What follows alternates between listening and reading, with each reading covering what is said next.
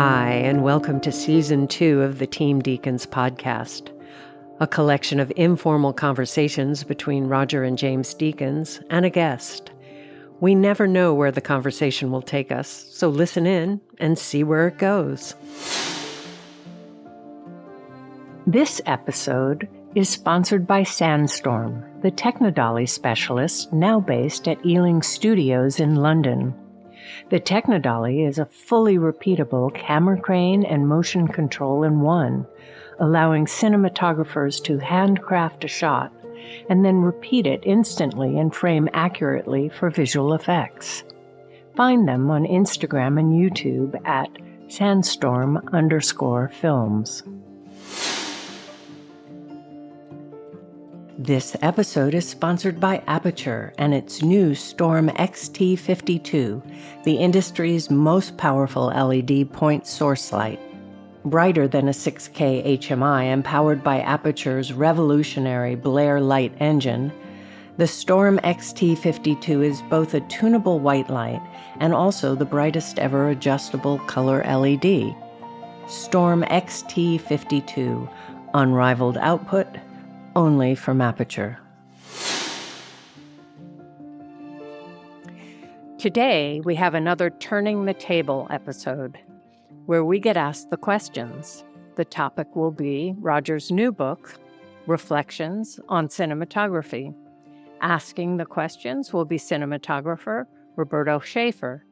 His credits include Monsters Ball, Finding Neverland, and Quantum of Solace.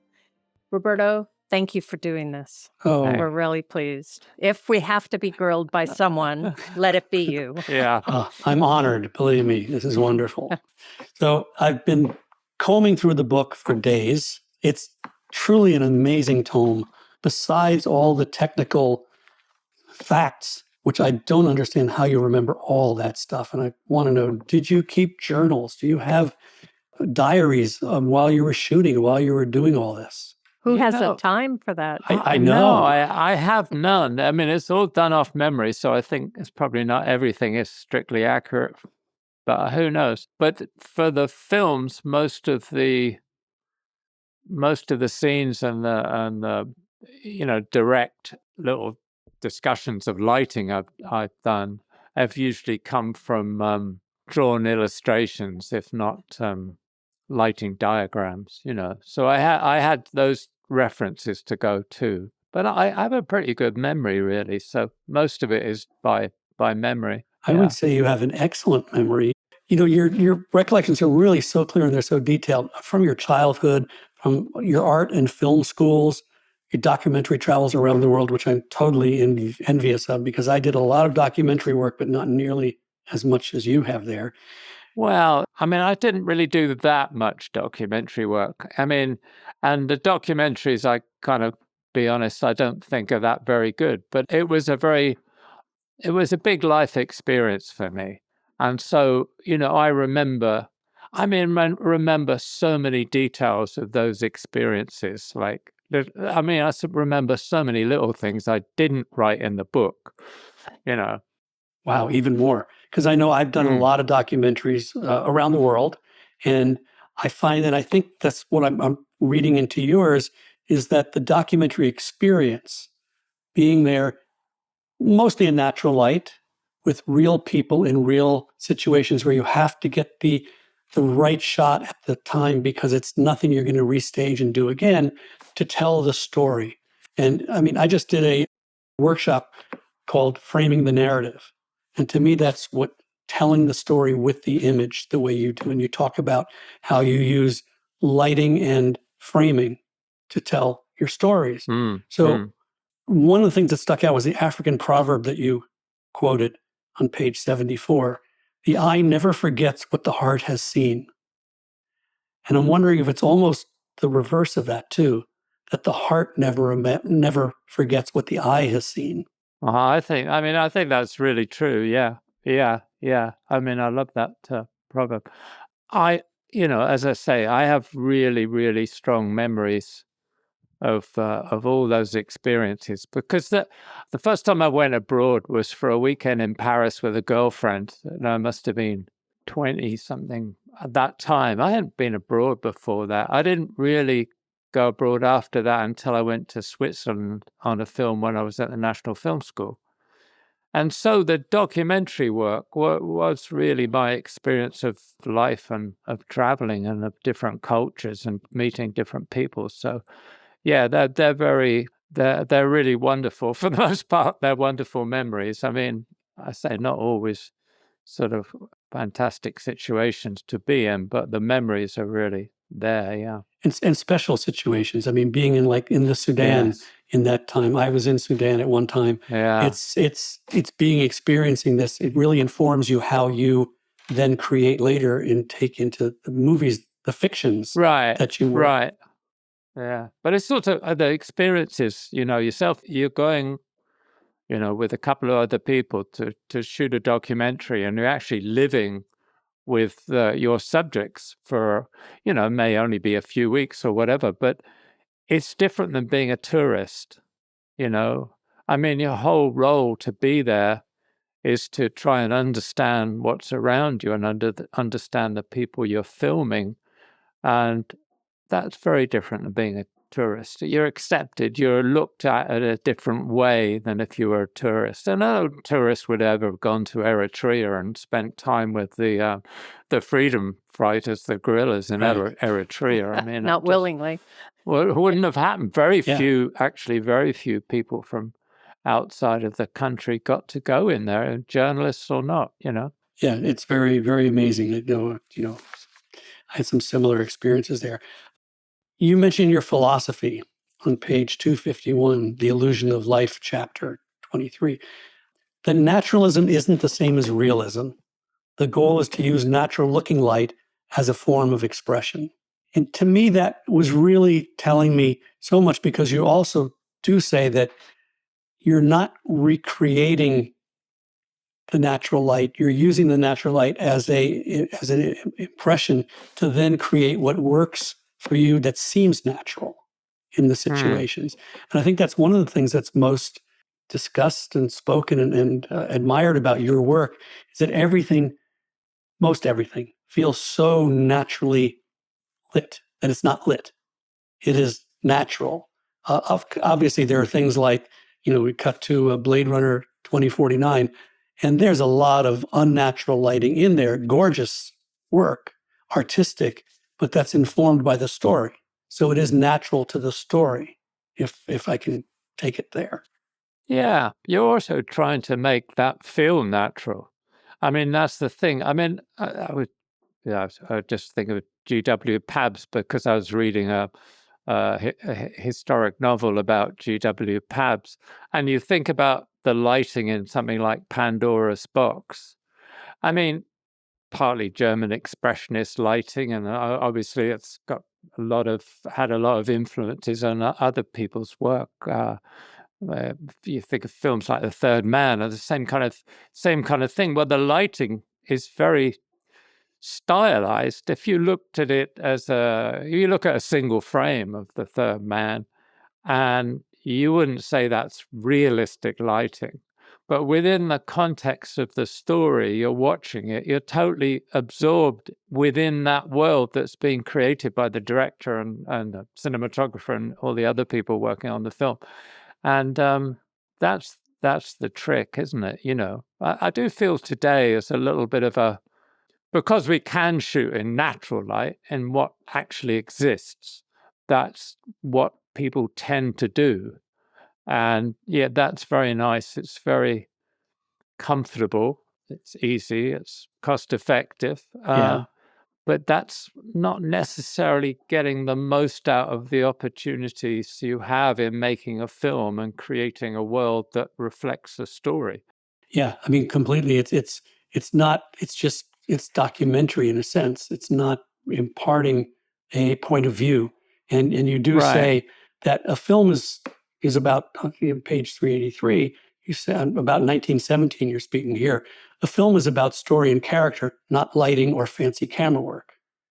And I agree, but your lighting, your camera placement, and your framing choices are also story and character, because each is contributing to and enhancing both the story and the character. So, as you say, just walking in because you can shoot in the available light doesn't mean that you're telling the story or enhancing the character.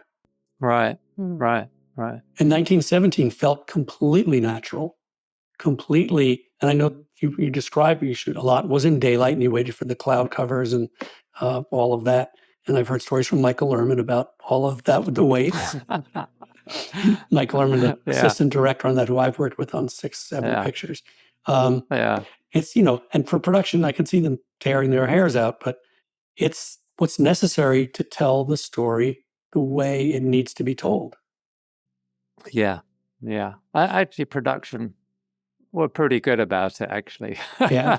I remember in the pre-production meetings, though, saying, what are we going to do if we get the weather that they had in England the year before, which was like a month of sun without a single cloud? And of course, in the production meeting, people said, well, that's not the right question to ask because we've got no answer. I mean, I still don't know what they'd have done. And the first day of the shoot, as James knows full well, we were sitting around and there wasn't a cloud in the sky. But the next day it started clouding up. So we actually managed to shoot 2 days' work and we were still okay. But it was tricky. Yeah, it was tricky. Yeah. And knowing Michael, I guess that's why he smokes so much and drinks so much. But Michael was great, but so was everybody else, really. Yeah. And then Sam said to me one time, Roger, I don't know why you're getting so stressed out. It's not your responsibility. And I said, well, why is Michael asking me every half an hour if I'm ready to shoot when there's no clouds? And why is everybody looking at me all the time? Not my responsibility, sure. Yeah, that's a between a rock and a hard place. Yeah, when you try and offload the responsibility by sort of asking the gaffer, like John Higgins Biggles on that film. I said, well, you tell me when the clouds are coming, Biggles, thinking that would offload some responsibility. But no, he wasn't having any of that. Right. Yeah, I know. It's funny. It's a crazy one.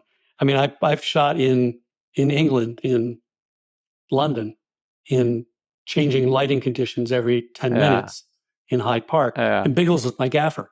And I would look at him and say, Biggles, how are we going to deal with this? Because now suddenly it's black sky and it's going to start to rain. So, he gets out the rags and do the covers and, does some additional lighting to help out. But it's I always look to the gaffer. It's just a terrible responsibility. And then you get, I tell a little bit about a film I shot in Kenya called Kitchen Toto.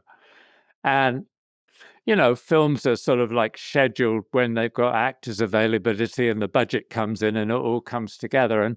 And we went to shoot in northwest Kenya, where the last bit of rainforest is in the country, north of Lake Victoria. And we got the wrong time of the year because the mornings would be bright sunlight. It'd be absolutely wonderful, bright sunlight, which you needed where we were shooting. We were shooting in a plantation, a European old plantation house in the middle of the jungle. So when it was really dark or late in the day or early, there was very little light because the trees are so high, you would get very little light. So we would shoot exteriors all morning, but by 11:30 in the morning, the clouds built up, these huge thunderclouds.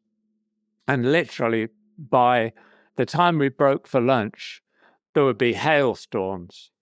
I remember, I wrote about it in the book, at one point, everybody's in the lunch tent and the whole tent is taking off. So everybody's holding onto the guy ropes, trying to keep the tent down. And they all went off the ground. I can remember like 9 people on a guy rope actually going into the sky. It was that kind of windy. And then in the afternoon, it's no way it was going to match. But sometimes production would say, well, we've got to shoot. So you've done the morning shot in absolutely blinding sunlight with that sort of contrast. And these are obviously the days shooting film, so you couldn't really manipulate it as much as we can today. But then in the afternoon, you're literally wide open on the lens and the sky is black. and you can't see into the forest. You could hardly see anybody standing on the lawn. It's kind of extraordinary what your situations you're put in sometimes. So what did you do? I said, well, I'll shoot it. I mean, if I have to shoot it, I have to shoot it. But I said, I don't think it's going to be usable. And it wasn't until, because everybody then was watching VHS tapes, right, for dailies 3 days later on a really bad little TV set. Mm-hmm. I remember one producer saying, well, that looks all right. We get away with that. But when they came back to London and watched it on a screen, it was totally unusable. So and this was before DI, right? So, yes. So this was Hazeltine, three light printing. Yeah, we were glad. A few months ago, we actually did first time ever, we did a digital transfer of Kitchen Toto. The film was called A Kitchen Toto. Yeah. And it actually doesn't look too bad now with the DI transfer. But they never used any of this really extreme footage. Oh. I mean, at one time, there was literally an inch of ice on the jungle floor because the hail had been so intense. And this is in like the middle, right on the equator, virtually. Wow. Yeah. Wow. Yes, weather. Cinematographer's job. Yeah. Yeah. I know I always try to see with the AD, at least in planning, to shoot the direction, like you said, so it's backlit, right? Morning, afternoon locations. But the weather doesn't always agree with that.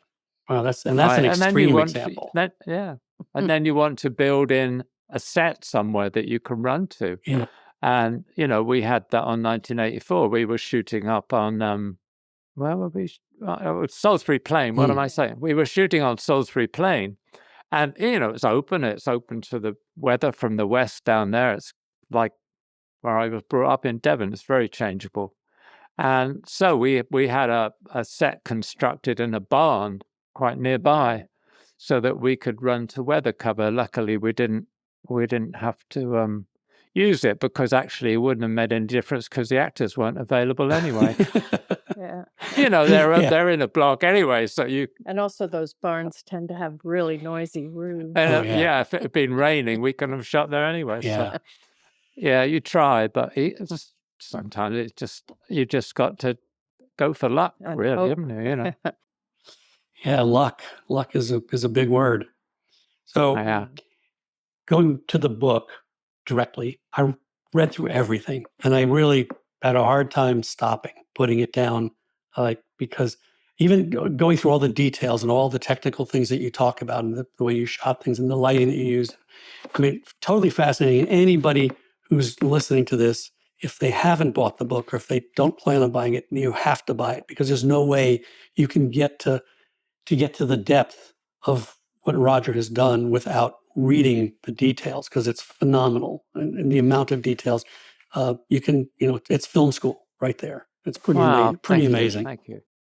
I did try not to make it too technical. I mean, I tried to make the techniques I used and the equipment I used, tried to make it fairly understandable to somebody that's not really that conversed with the technology, And you also indicated why you made that choice. Yeah, because a lot of times you make a choice because you have to turn something over quickly or because you're on a big hill or something. Yeah. All of those other things come into the choice of lighting. Yeah, and when I say technical, I mean just specifics that you talk about or you write about in how you shot something or the lights that you chose or the schematic of the plot. But it's all written in very layman's terms in a sense, a few technical names of lamps. But the things like where you just said, James, about the choices that you have to make there, things like the ones you had like a half a mile or a mile from a hill to where the set was going to be this whole big open place. And you chose the Musco light for one. And then another time you had a similar type of thing, but the Musco didn't make sense because there was no place to park it. So you did a bank of, I mean, I was amazed. Was it 150 18Ks or something? Just I was probably 60 or not quite that much. Only 60. Yeah. It's 60 odd. It was like, but that was on True Grit. And it was a night scene in it was supposed to be snowing or coming up to snow. And we had so many shots to shoot in so few nights. I mean, it was a tough old schedule. So I figured I really got to light for what was 2 different screen directions at the same time. So I put up more lights than I would for a single scene. And not completely, but more or less we could go from one scene to another a flick of a switch. And also, because it was the idea it was going to snow, I didn't use Musco lights. It was not only because there was nowhere to put them, but the effect of a Musco light is obviously to look like hard light, like a moonlight. And I didn't want that for True Grit. I wanted something softer. But also the thing was the number of shots, the number of close-ups of faces and people, that I needed a light that was more forgiving. You know what I mean? If you've got a Musco, you've got to know where you're going to be shooting. Do it like on No Country for Old Men. I knew very directly where I could put the Musco or the 2 Muscos, and I wanted 3, but I only had 2. But I knew where it was going to go. I knew what the shots were, and it was kind of restricted in that sense. So I felt that was the light was not only right for the scene because it could be moonlight, but I could sort of deal with it on the coverage. But I couldn't have done that on True Grit. It was too much coverage, and I wanted it a more forgiving light on the characters. That's why it helps too sometimes when you know what the coverage is going to be ahead of time. Yeah. And you can sort of plan for it. Yeah. I mean, on both, I'd walk through the shots on location with Joel and Ethan Coen. So I knew exactly, and I knew the limitations, and I knew what they expected of it. So, again, in the end, it's the other thing about the No Country for Old Men scene. Well, I had the Musco lights up there because also in a practical sense, if I'd have done it with a rig, I could have put a scaffold up. I mean, Muscos are 100 foot high. So if I'd have done a scaffold, I could have done it. I could have put an array of 12K HMIs at that time anyway on top of it to create a sort of fairly hard source of light equivalent to the how many Musco lights it is? It's like it's 90 odd K, so it's 180 K. So that's quite a few single lamps I'd have had to put up. But then we were shooting day exteriors as well. So you would have been so restricted had putting the rig up and taking it down. So it was just too much trouble. So the Musco, you could come in the day before, the day before, so I could do a pre-light, and then it could go out actually the morning after the night shoot. So even before we saw dailies, which was a bit frightening, but that's what we did, again, expense as well, But it's an important point also that you don't light it the best way that you could, given if you didn't. If you were only thinking about that one shot, there's so much else that comes into it. And sometimes you light it in a way that maybe isn't as wonderful as you might want it to be. No, it's but controllable, I mean, because originally I had talked with Chris Napolitano, the gaffer, about putting a scaffold rig up and having a lot of lights that we could then fan out and be actually hands-on, whereas a Musco, all the lights they're tiers on a remote control, so it's not, and they're par lights, so they're not quite as nice as a large Fresnel. So I mean, they have the punch when they're on spot, but I was trying to get a flood of light. So you have to take all the things and balance them out, the practicalities, the kind of rigging possibilities, and then what you actually want it to look like. So it's basically the right tool for the job that fits what the situation is. And hopefully, and you mentioned that you walked through it with Joel and Ethan before. So, I mean, that's a really important thing, is planning, prep, knowing what in the locations, what the shots that they're going to want to have. And I know you talked somewhat about storyboarding or plot, shot plots to know. Have you ever worked with a director? And I think you mentioned no names, but you mentioned a director, or that there are directors who just don't care about that, and they just want to show up and have you decide what to shoot, but that they don't have anything and they don't want to talk about it beforehand. Have you had that? No, I mean, which is fine sometimes. I mean, directly on Jarhead, Sam and I talked about not talking about it until we rehearsed. So I basically shot it handheld like a documentary, but instead of it being a true documentary, after the first take, I would shoot the whole scene handheld, and much like César Chalot works with Fernando. I mean, then you figure the next take how you want to adapt the camera move or the positioning for the scene that's evolving in front of you. But that's a fine way of working. But I did briefly work with a director whose name I won't mention on a project, a project I won't mention. But the director wanted to shoot everything on a Steadicam and create the shots on the day with a Steadicam, find the shots. And I just couldn't work like that. And I said, basically, I'm not sure what I'm doing. I have to bounce a lot of lights to give you the opportunity to shoot in every direction. Yeah. And that doesn't feel satisfying, So I left. Yeah, I understand that. Quite well. So on Sid and Nancy, you mentioned that you regret lighting a scene in a particular way. Yeah. What was that about? I mean, I know I have like, I go home at night after when I'm shooting, I go, why did I do that?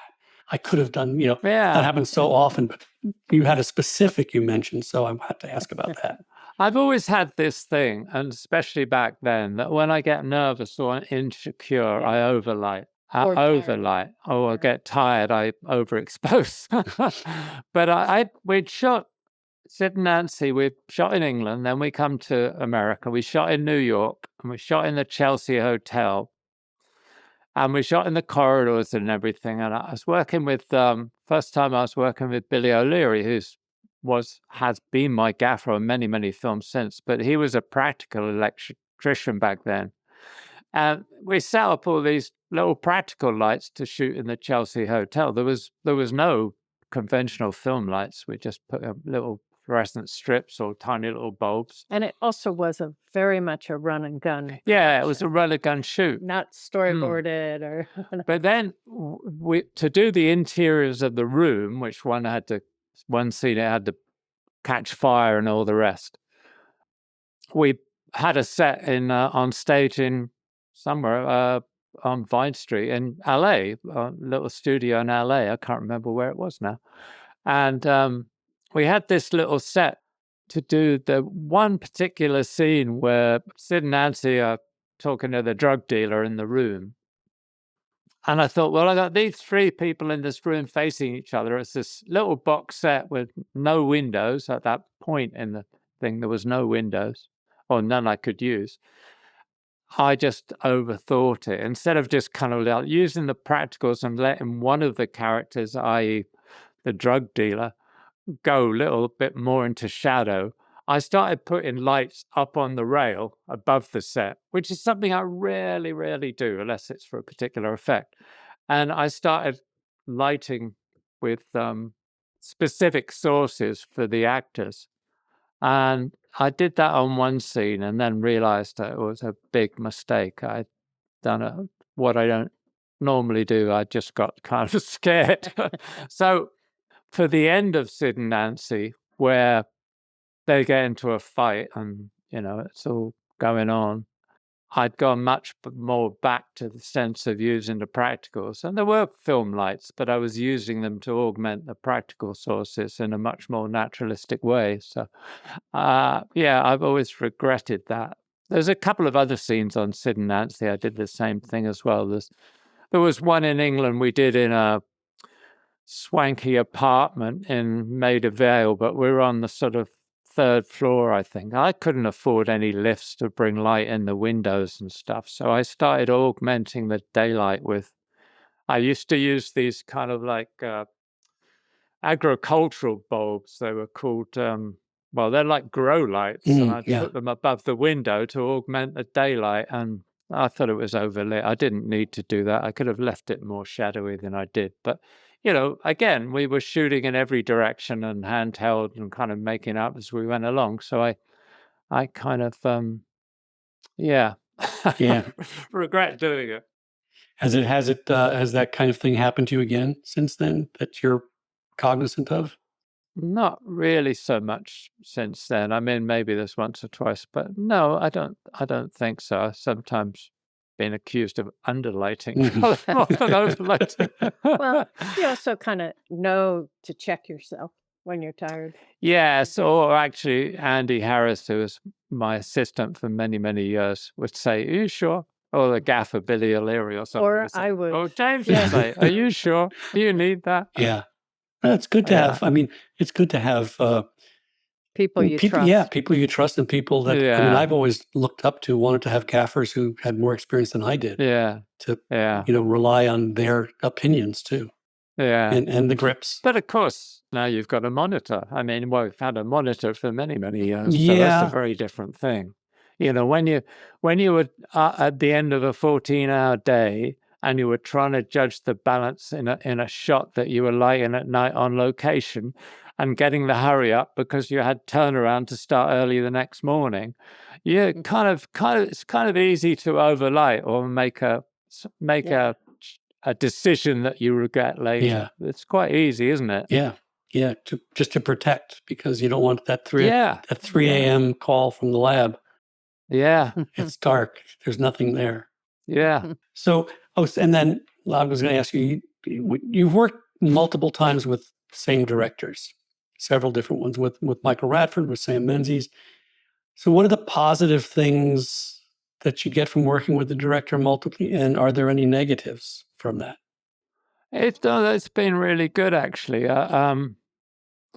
With Mike Radford early on, it was wonderful. I was just so flattered he asked me in the first place. We'd done some TV documentary work together, and then we'd been at the same National Film School, but then he asked me to shoot his first film in Scotland, which called Another Time, Another Place. I was kind of blown away. And then that went on, to a couple of other movies, 1984 being one. The downside was only that he had a project after we'd done White Mischief together, and there was no scheduled date for it to start. And I was getting offers from other directors, and we had a bit of a falling out because I'd accepted another job and he was expecting to shoot. And that was really sad. It really kind of hurt because you can't always keep yourself available. Right. Yeah. It's very common. Yeah. I'd done that with Joel and Ethan for many years. I turned down a lot of work just because I knew they'd been doing another film. And I was glad to do it. I mean, believe me, I love working with Joel and Ethan. But there comes a point, that I started, for instance, I asked Joel and Ethan about, I'd worked with Sam on a couple of films, Jarhead being the first, which I really, really loved working on. And then he asked me to do Skyfall a few years later. And after you had done Revolutionary Road. after Revolutionary Road. And I said to Joel and Ethan, I forget what we'd just finished shooting. I said, "Are you going to do anything else soon? Because I've been asked to do this. It's a Bond movie, but it's really interesting. It's not like a Bond movie. And it's with Sam." And they said, "Well, you'd be mad not to do it. We're not wait. planning to. Yeah, we're not planning to. We got something, but we'll wait." And of course, schedules changed. The Skyfall went later. I think Joel rang me or something. I talked to him later. He said, "Yeah, I think he rang me and said, look, we're getting a bit too antsy. We can't wait around." So they went to do a film, and there you are. Then you lose a bit of contact, don't you? Yeah. So does. But I mean, I've got no regrets. I mean, you make those choices. You have to. Yeah. Yeah. You have to. It's you can't be available all the time for everybody, and they're not going to be always available for you. True. And I think it's also nice after so many years working with them, that sometimes you get a little bit into a kind of rut. Yeah. I was going to say rut, but it's more like it all becomes a little bit too comfortable. Mm-hmm. I've always liked being challenged. And their work is always challenging, or usually challenging because it's always so different. But there comes a point, having done however many I did with them, 11 or so, that maybe it's not anymore. And I like working with different people. So, yeah. I mean, it was wonderful then to tie up with Denis, who's very different person in terms of the films he's trying to make and his approach to life, really. So, it's kind of refreshing to have that opportunity, really. So accidents like the wrong printer lights, which you read, you specifically said in one of the films that they used the wrong printer lights because the colorist or the printer guy at the time for the dailies said that it was written as candlelight, and so yeah, sometimes when you don't have a close enough relationship with your dailies timer. This is when shooting film, and this was a long time ago. I did a film with Bob Rafelson, the wonderful director of 5 Easy Pieces, amongst many others, King of Marvin Gardens. Wonderful director. And I was so nervous. One of the early scenes we did, a number of scenes we did, they were all candlelit in these very Victorian sets. Wonderful costumes, the whole bit. And I didn't know, forget the lab we were using, I didn't know the dailies timer very well. And I just wrote on the sheets, this is candlelight. And the next day we're sitting in dailies. You probably wrote print for candlelight. Yeah, print for candlelight. Yeah. And it was only a few days into the shoot, and we were sitting in dailies. And these dailies came up and they were almost black. And all you could see was the flame of the candle. And printed for the candlelight. Printed for candlelight. But I looked at the lab timing sheet and the lights were like 45, 46 when they should have been like 29, 33, which is where I was usually printing. So I went out. I said to Bob, who was sitting next to us, I said, "This is all. I can't watch this. This is being printed wrong. I'm sure the neg's all right." And I went out and called the lab, and I said, "Yeah, what is this? It's black. It's almost black." He said, "Well, I just read the sheet. It said print for candlelight, so I printed for the flame." I thought, why would you do that? But anyway. Why would the scene be about that? But it was frightening, and so. But the next day, the reprint came back, and everybody was very happy. Me, and also, it's very relieved. It's even more scary when you're far away. Yeah. On that same shoot, it's funny. I say in the book, we were out in the middle of Kenya, and we were watching dailies on a little set. VHS dailies from about a week previously. And Bob came over and said, "There's a call. The studio's on the line to talk to you." And that's never good. God. I went to the radio room and I said, "Yeah, this is Roger Deakins." And the guy said, "Your dailies, Deakins, your dailies. Too yellow. He was really abrupt. I went, "No, I don't know. I hadn't seen those dailies because they were already like a couple of days old and they hadn't reached us." So I thought, and I said, "Oh, where are you watching them?" He said, "I'm in the back of my car on the PCH, on the PCH, and they're too yellow." And then I forget what I said. Then I think I made a little crackling on the line, and I put it down, pretending that it'd gone off. And I thought, and I went back to sit down by the fire next to Bob, and he just looked up. He said, "Hollywood." Yeah, that was very funny. That is a frustrating, ridiculous situation. It was just funny. Yeah. I mean, at the time, you're kind of, by then I kind of got to know Bob well enough that it was okay. But, you still get very nervous at those sort of things. Sure. And now with digital dailies, how's that? Have you run into any difficulties like that again, or is it pretty much more controllable? Do you do anything to assure that? Like, do you use? I always take a light reading with my meter.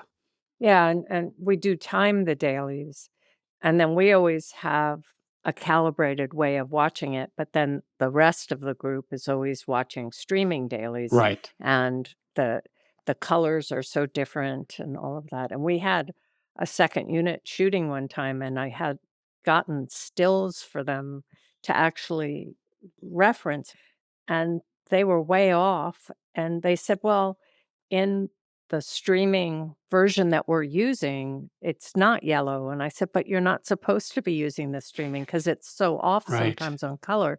It's great for performance and all of Yeah. that, but Yeah.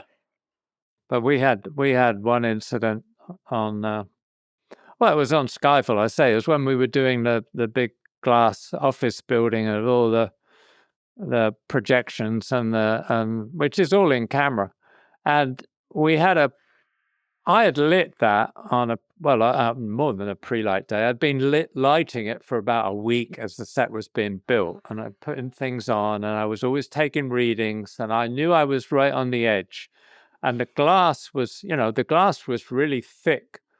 I mean, it was like 1/4-inch glass, so because it had to sustain its own weight standing up. I mean, I had to sit alone. There was no structure with it at all. It was all just glass.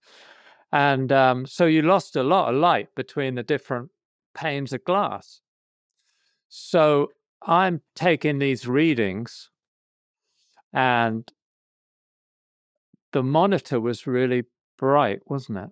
mhm. And the DIT's monitor, Josh's monitor, was really bright. And he said, no, it's all been checked and adjusted.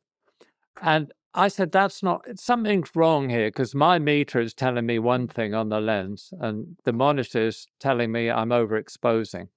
And luckily, I stuck with the meter, because later on, they checked, didn't Well, they? That all during that week, because you were doing nights actually, and Yeah. I was doing days, but you would Right, come in right. and say, the monitor's off, and I talked to Josh, I talked to the guys, they kept saying, no, it's not. And you were in quite a state by the time I was, Friday because they came. kept saying it. Yeah. So I came on set and I talked to them, and they had all these technical people around and the guys from the lab, and they were a little condescending to me and going, no, James, Right. the scope says this and that. And I said, I'm sorry, guys, but I'm a tech person too, but between the scope and Roger's eye, I'll go with Roger's eye.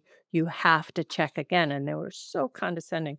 And then they came to me and they said, huh, there was a hidden file that we didn't think to look for, and it's not there because it was part of what they needed to translate it to the monitor.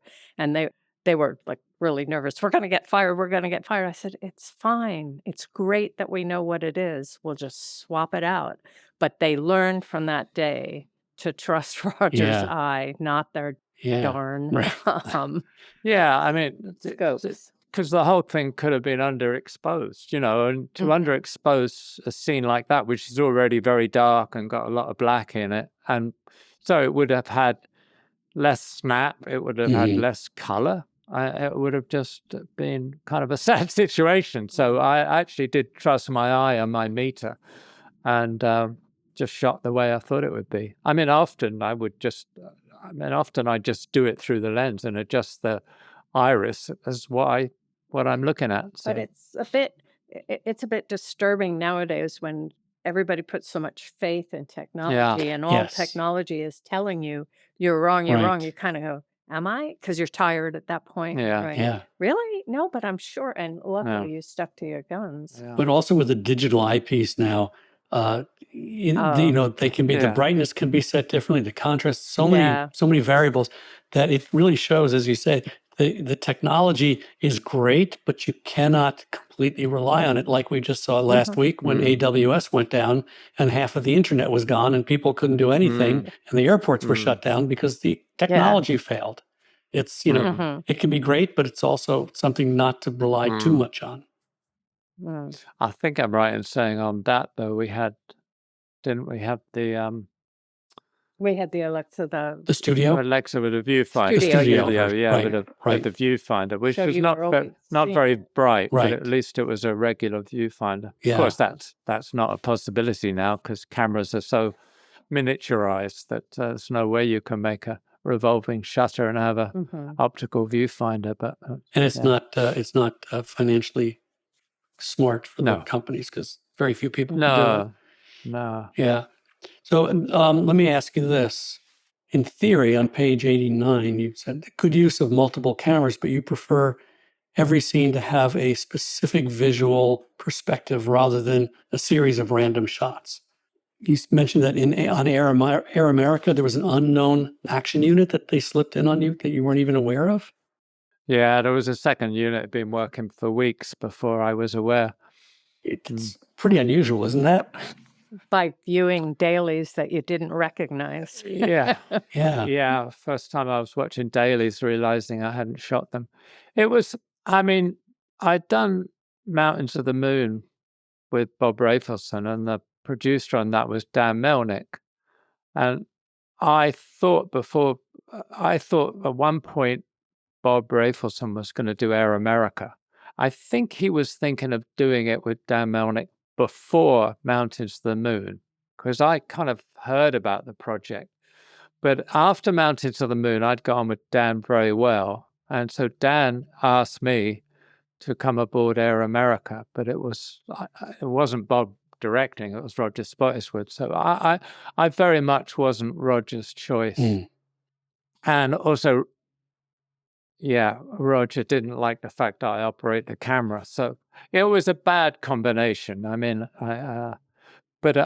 yes, for whatever reason, there was a big second unit working that I was not told about. I wasn't aware of. Yeah, which was kind of disappointing to say the least when you think you're the cinematographer. It also seems very odd that they would do that, but maybe it was, they did it for their for their schedule and whatever else. But to go back to what you said about, specific shots, that every specific visual perspective rather than a series of random shots, which goes back to why you like to, and I totally appreciate it, operate the camera, because it's true that framing, for me, it's always from the first frame to the last frame in a shot, it's a series of still images. And you want each one to be framed perfectly and knowing what it's going to transfer or transition to the next shot, it's scene. And so to be in control of all that, it doesn't happen that often to the mere mortals in the film business, because we don't usually get to operate if we're the DP, because unless it's sometimes you can on a really big picture, but on most of the smaller ones now, you have to ask permission to do it. Would you ever do one where you weren't operating? No, I tried doing it once, and I don't know if I was fired or I quit. I can't remember now. One or the other, probably a bit of both. No, I can't work like that, and yeah, I mean it's put me out of a number of jobs that I probably would have liked to have done, but I just realized I can't work like that. Yeah, no, I totally... It's different when you're working with an operator who's operating Steadicam or a particular drone or something. But no, I like to be the one behind the camera. But it's also nice when you work like you did with Cavaciuti, when you work with a Steadicam operator, and like I have with McConkey, is that you work multiple films with the same operator. And so there's a continuity, there's an understanding of what the taste and what the look should be and all. Right. Yeah, I mean, Pete Cavaciuti you mentioned, I mean, he was on 1917, but he was also on the Eric Clapton video. And what was that, 1982 or something? I don't know. So yeah, I've known him a very long time. Yeah, I did one movie with him. He was great. Like I say in the book, it's not, I love film. I love my job as a cinematographer, but it's not the be all or end all in the end, I actually think that's kind of important too, because if you're going to be able to create a look, you kind of have to have experience of different things to put into that. If you've only had one kind of life. Well, I be one kind believe of work. that. I mean, I never came to cinematography until I was quite old by the time I started shooting feature films. And like we were talking about documentaries, I'd seen a bit of life by then, Yeah, I think it's that's what I was saying earlier, the documentary and the other, art school and all of that, it informs you into a greater world than just, being that one thing that you know. Yeah. I mean, I wanted to impress with the book. I mean, I got to say, I never thought about writing a book. Let's get this straight. It was we were approached by a publisher to write a book. And I don't know if they wanted a tell-all book or what. I don't know why I was approached. It was maybe because we'd done this photo book called Byways during the pandemic. James had managed to find a publisher, along with our agents, help find a publisher. So we published this photo book, which was quite successful. And so whether this publisher said, well, why don't you do a book on cinematography? I don't know. Whatever it was kind of an opportunity. And then we thought about it. Why not? An opportunity. But I wanted the book to be very honest about how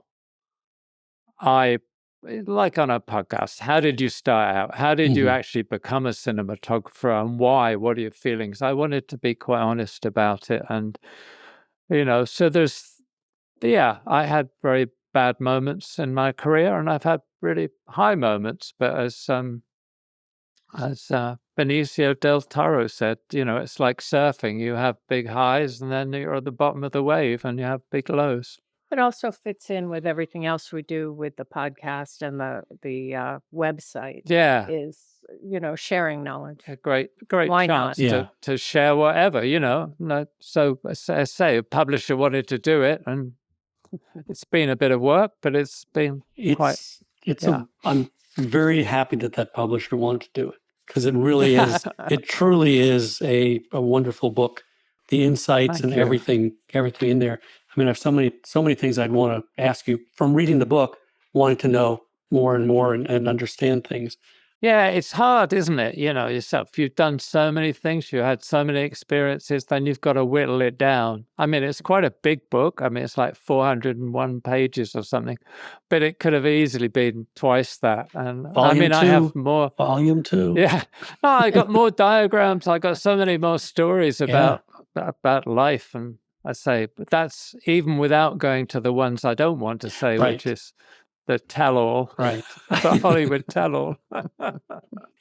So talking about technology, the whole thing with shooting on a volume now instead of a real background, like driving shots or other things. Yeah. I mean, almost everything I watch that has driving shots that's shot with a volume or some sort of LED screen, it's obvious. It just doesn't look right. Would you shoot on a volume? Have you had to do that? It's funny because, we're working with Joel and Ethan, often we say, oh, well, let's just do this in a studio. We'll just do, poor man's process. So usually it was night work, and I'd done some like that with Denis Villeneuve as well. So it's not even as kind of intricate as a volume. It's just putting up a few lights on a dolly and tracking them past the car window to make it look like we're actually outside at night. Right. Yeah,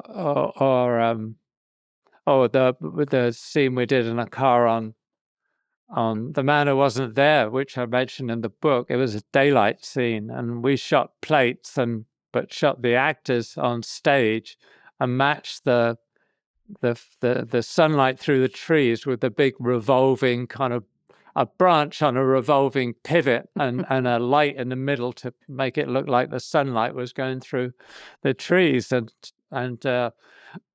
Mitch and the Grips timed it to a playback they had in front of them of the plate, So, I mean, it's very funny things you do. But so the volume is just actually an extension of that, not going on location and having to shoot a night shoot riding down Ventura Boulevard, which we did on the Big Lebowski, which is kind of like difficult. Yeah. But yeah, I think it's kind of overused. But like you come at a thing of your own time, and I mean, the first few films I did, everything was in camera. Like 1984, everything is in camera, whether it's on a train or it's a night shoot with these huge telescreens around. We did everything in camera. Of course, nowadays that would not be in camera. That would be effects, or some of the scenes on the train would definitely be the volume. Why would you be in an old period train traveling across somewhere in wherever we were in Essex, which is the only train line you could go on, with the carriages that looked like they were out of this world of 1948, 1984. No, you would do it on stage. Of course you would. But, you're part of the world you come into, and and I kind of love doing things real, but then maybe that's just, again, because I spent so many years doing documentaries and just loving the experience of relating to something very real in front of me. And do you think it also helps the actors to be in a situation where they actually see and feel what's around them? No, I mean, that's interesting, really, because I don't know. It depends on that, doesn't it? Because we were just talking to somebody, and actually we were approached about a film the other day that would shoot in the Arctic. And you go, or the Antarctic, I think. And you go, well, what would be the best way of doing it? Do you really take the actors to the middle of the Antarctic and have them wandering through the snow and falling into the water and the ice?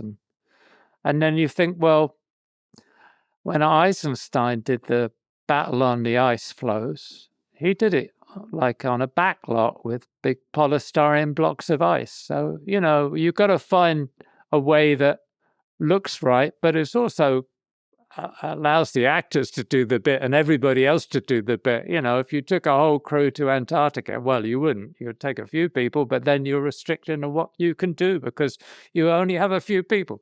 So it's all a balance, isn't it? Yeah. I mean, I think it's wonderful today, the possibilities in technology. I mean, it's wonderful that a guy can sit at his home computer and use AI to create a story completely by himself. I think that's wonderful if it's used to tell a story that's worth telling. And it gives an opportunity to somebody to express themselves. Right. Right. It's just another opportunity in another direction. Tool. Another tool. Yeah. And so, when talking about Skyfall, you questioned, because I hear it all the time, similar things. What does filmic mean? Like, I also hear, what is cinematic? Yeah, let's make it cinematic. Funny, I don't know. Is there an answer? I've no idea. You watch an Ozu film and the camera never moves, but it feels filmic to me. But so and then you look at Red Badge of Courage, where the camera's moving all over the battlefield, which was one of the first times the long tracking shots were ever done. Oh, right. Yeah. Oh, Red Badge of Courage. The Red Badge of Courage, John Huston. It's kind of wonderful. But that's not only filmic; it can be a static frame, can't it? So does filmic mean grain? Texture? I think filmic means, to me, it's about the story. If the story's worth telling and it's engaging, then it's filmic. It's true. Yeah. I don't know. Grain, I don't know. I used to love grain, but I don't think it really matters. How many people actually see grain? How many people in an audience can see a difference in lens? How many people in an audience can see a difference between the straight 35 and anamorphic? I don't know. And there are a lot of really experienced people that will look at a film and say, oh, that was shot on film, but it was shot on digital, or vice versa. Yeah. So we know people who work in the industry that swear Skyfall was shot on film. Okay? Yeah, I've been in a situation like that with a producer who insisted films were shot on film, and they were shot on an Alexa.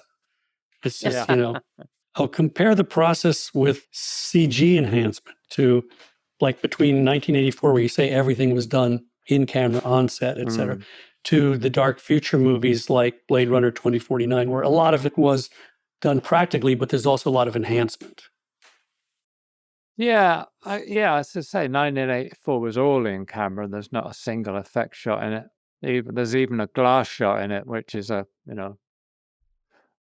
combination of a hand painting on a piece of glass in front of the actual shot. But Blade Runner, Denny and I and Dennis the production designer, were very keen to do as much as possible in camera. So, I mean, there are shots in it, obviously, with the spinner flying over the seawall and the city. Obviously, most of that is CG. But we did, for instance, shoot plates in Mexico City when it was a very cloudy, rainy, dull day, to put in as background. So there's always some reference to reality. And we did as much as we could, even to the extreme of there's a whole sequence in a sort of rubbish dump kind of place with these great big towering, rusting hulks, which was kind of based on one of these places in India where they take old ships apart and, scrap old ships. But most of that was built in a backlot, and there was very little needed to be added, just some extensions, CG wise to give it a little more depth. But yeah, we tried to do as much as possible in camera. Great. Well, so when in reading the book, among everything that totally engaged me, the epilogue for me is the crux of everything. It's where we talk about choices, people, and directors. You wouldn't want to be on a film where you were just pushing a button. No. And collaborating with the gaffer and the key grip and the camera crew. Can you elaborate any on that? Is how important is that to you, and how does it work through your career? Well, it's been very important because it's been like, for both of us since we've been together, it's been like our family, It's I mean, I don't have a big family, but it's not really about that. But it's about relating to people and working with your friends, and it's so nice to experience things together. I mean, I had that obviously a little bit in documentaries, working with a much smaller team. But on features, you have people that you work with. Andy Harris, I was working with for 35 years. As my first assistant or focus puller, and you have these experiences together, like you do as a married couple in a team, like we are. That means an enormous amount. But well, and also it's not an easy job. no, No matter how great the story is or whatever, you still, it's hard to do. And so it's great. It's hard to do if you put the pressure on yourself, because you're always trying to, I'm always trying to please myself, not somebody else. Mm-hmm. And I said in the book, I don't really care about all the, the hoopla about films and your own work. I mean, yeah. You want to be proud of what you do. You want to feel. I do, I know what I've done, and it's my own relationship to it. I know what I could have done better, like I was mentioning the scenes in Cinematography I felt overlit, and the ones I thought were actually, I was quite proud of. Proud, probably the wrong word, but you know what I mean. So there's certain things that people kind of rave about. I know I could have done much better that disappoint me, and there's other things that people never notice that I'm really kind of pleased with, like for the most part, Jarhead being one. I think it's some of the most interesting, challenging work I've ever done. But I mean, the film was sort of passed over, but that's how it goes. Yeah. It's you can't please everybody. It's about. No, but as I say in the end of the book, I'm really in many ways I'm still a country boy, and I come from a little seaside town, and I grew up amongst these people that went fishing. And one day I went back, and I was waiting to pick up some bait in Teamouth, where I was to collect little live sand eels to use as bait. And one of the guys in the queue said, it's in the book, he said, you were robbed. I mean, I didn't even know he was talking to me, and I looked around. He said, yeah, you were robbed. He said, Jesse James, yeah, should have won. Which is amazing. Was the most somebody in Devon would know that. That was the most wonderful moment that I shall never forget. I didn't know the guy. We had a mutual friend that went fishing, but I didn't know him. He knew who I was from seeing my picture in the local newspaper, I think. And then when he said, yeah, Jesse James, you were robbed. Oh, it's really so sweet. You mentioned about modern technology, and you said about turning 2D stills into 3D images and neural radiance fields, AI. The future is here and moving fast. How do you see movie making moving forward into the new mid-century? I mean, I love mid-century architecture, but the last mid-century.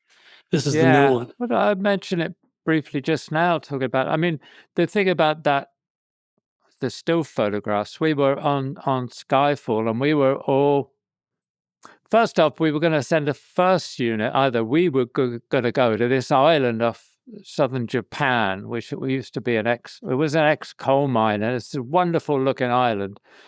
And a location scout had gone there, Hashima Island it's called. A location scout had gone there and taken a few stills. And we were looking at these, we got to go there. We got to establish our actors on this island before we then shoot on set or on the backlot in Pinewood. And they reckon the budget was like huge. So then it went down to, well, a second unit's going to go with the actors. Then, how are we going to get the actors away? And then, there's so much pollution there. Oh, what are we going to do? And so I talked to Steve Begg, our effects supervisor who was working on Skyfall. And I said, these still photographs are really good. We only need like 2 or 3 establishing shots of our characters walking through this city. Can you take them and use them as plates? And we'll shoot the actors, like to fit into the plate. And he said, yeah, I can do that. He did a little sample, and we went to Sam Mendes to show him what could be done. And I think they probably saved $250,000. We just did it like that with these location photographs. That is a case of really using what was then cutting edge technology to save money and open up the possibilities for and not be the worse for it. Right, and not be the worse for it. Actually, it was creatively really a good way of doing it.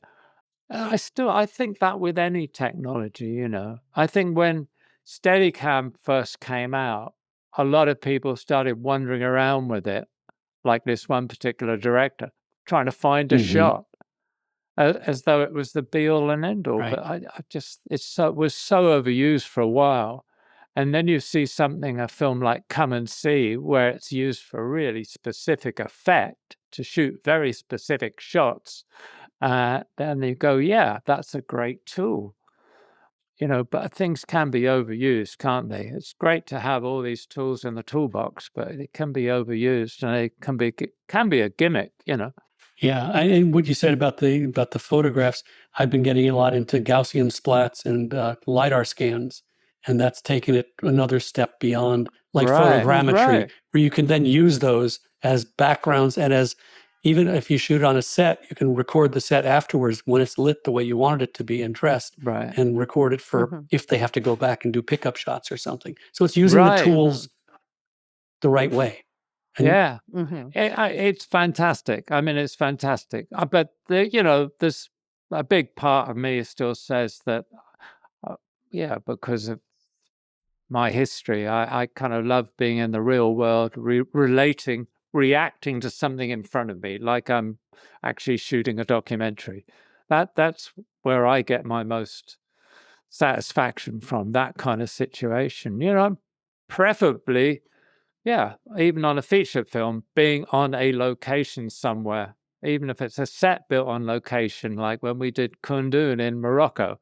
I just love that whole experience, being with a group of people making a film together in a realistic world of some sort, Yeah, I can't imagine how it would have been to do something like a Mandalorian, where you're on a volume for the entire show with the actors. Yeah. And I did an offset. I did a film with Ewan McGregor right after he did his Star Wars, and that Star Wars was all green screen, and he didn't want to do any. He says, "I can't do it. I can't do a single green screen because there's no relation to what I'm doing." It's hard. And you want to be like I appreciate, you want to be operating the camera because you react to the actors. You react to the moment. Reactors and maybe the natural light or certain things happen, those happy accidents, as Connie Hall used to say, things happen that you react to that you could never imagine when you're sitting doing a storyboard or drawing a set. Yeah, and storyboards, I've seen them as, I think you've mentioned, that it's a guide. It's an idea. And then when you get on set, you live and you use it as a guidebook. So you mentioned on page 371, and I looked it up, and it's a very complicated thing trying to figure it out. Occam's razor. Yes. Can you illuminate me on it? What is Occam's razor? Well, it's usually the simplest answer to any problem is usually the best. Well, that makes That's it sound the simple. simple. I mean, the basics. The basics is Occam's razor is just the simplest, most obvious answer is usually the solution.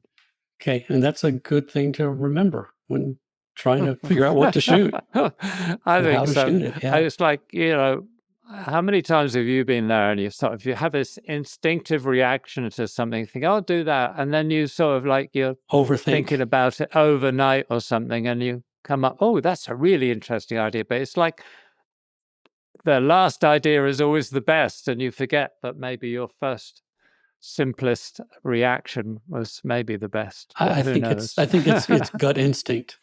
I found most of the times when I have a gut instinct about what to do, and then I overthink it, and I try to, and then do something else. I go, I should have just listened to my gut instinct because it was the right thing to do. Yeah. It's funny.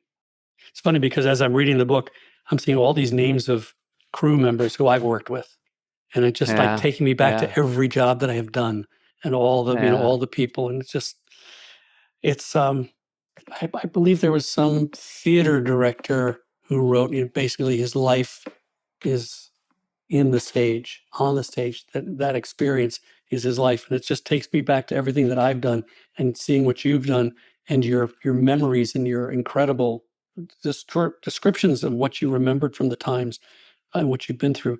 That it really informs who you are as a person, and it's something to be happy and proud, not in a bad way. To be glad that you were able to live this experience, and you as a master, Sir Roger, I should have introduced you that way, or said to you first that way. That you're able to bring such beauty and honesty in what you've shot to the public who watches it, whether it's a film critic or it's the guy who was at the fishing dock with you, who saw, who understands. And people, I think, people, they look at a movie and they say, it was shot digital, shot film. I can't tell between a 35 or a 50, or I don't know that. But there's something on a good film done well that the person just understands. And I think that's something that you've been like a great contributor to our world in providing that. Wow, thank you for saying that. I mean, for me, it's like the book was interesting because it is like going back in time and revisiting memories.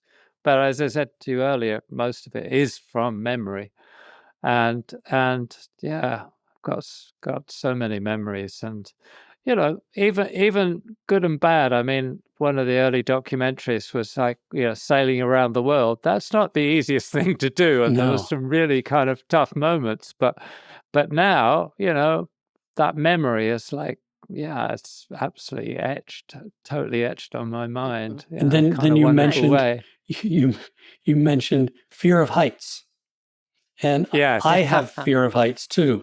And I've shot many times from a helicopter and from high places, but I think, and you mentioned it, with your eyes on the eyepiece, it's a different reality. It's like you're watching a movie or something.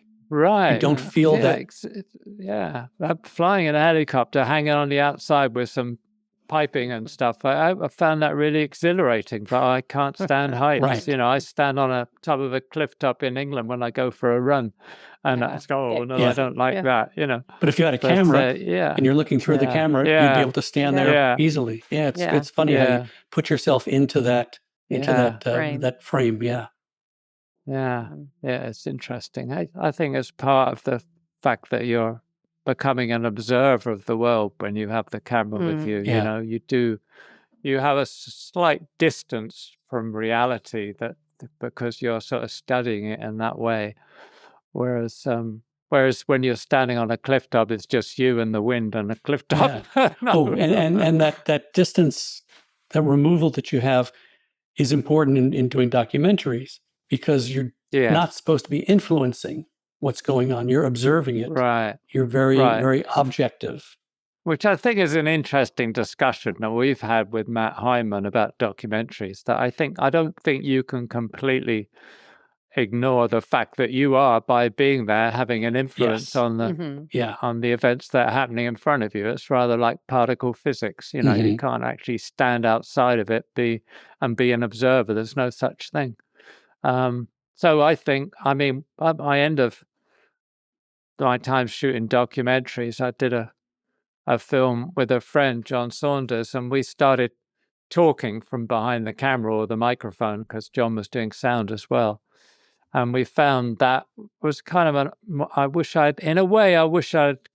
we both do, wish we'd extended that kind of filmmaking, because I don't see enough of it really, where the filmmaker is being honest about their presence, but also honest about their own perspective on the subject. But could that come in a voiceover afterwards, a narration on the film? It wouldn't be the same, because you're actually reacting to the subject. We were making a film in a mental hospital, and we were talking to the patients while we were filming, and asking them about their lives and thoughts. And so that kind of thing, I think, is I would have been really interested to have explored that idea a bit more, you know. Yeah, because I know in documentaries also, once you have an editor, there's also, it's changing. It's not completely objective anymore, because it's choosing what to put in, what to show to the public.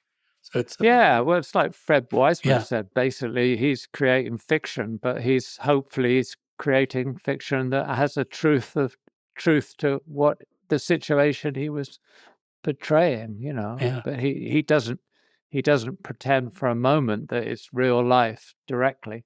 Do you ever feel like that when you're shooting a narrative fiction, that you're telling a true story in a sense? Yeah, I hope we always are, really. I mean, I'm only drawn to those kind of movies that are in some way connected to real life, you know, our own society and human problems. And well, even Blade Runner was the guy wanting to be human. The nature of being human, what it means to be human. And so I think it's important that there is a certain truth in what you do. Yeah, absolutely. Yeah, I think it's interesting to try to come to it with that attitude, with that mindset. Yeah. Well, I can't wait to read your next book, Volume 2. We need a break here. Well, you have book, one. After New Year's, you can start the next one. You know, give yourself a couple of months. I'm trying to maybe photography, a book on photographs, but we'll see. Yeah. Well, the first one was great. This. Thank you so much for this. It was absolutely an honor and a pleasure. If you'd like to sponsor the Team Deakins podcast, let us know at pod@teamdeakins.com. Thanks for listening. If you want more information and further discussion, check out the forums at www.rogerdeakins.com. Becoming a member is free, and you can ask follow-up questions there. And be sure to subscribe to the podcast for more new questions and topics. Also, check us out on Instagram at team.deakins. See you next time.